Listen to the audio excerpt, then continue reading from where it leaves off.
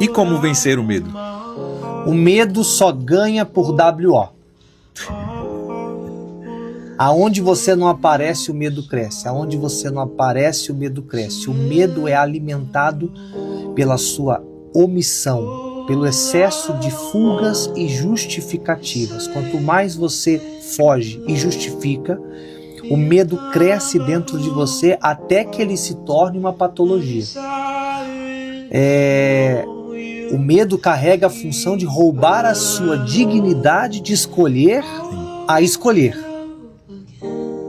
Hoje tem gente que não escolhe mais nada, só reage porque virou escravo das próprias circunstâncias. Isso vem da onde?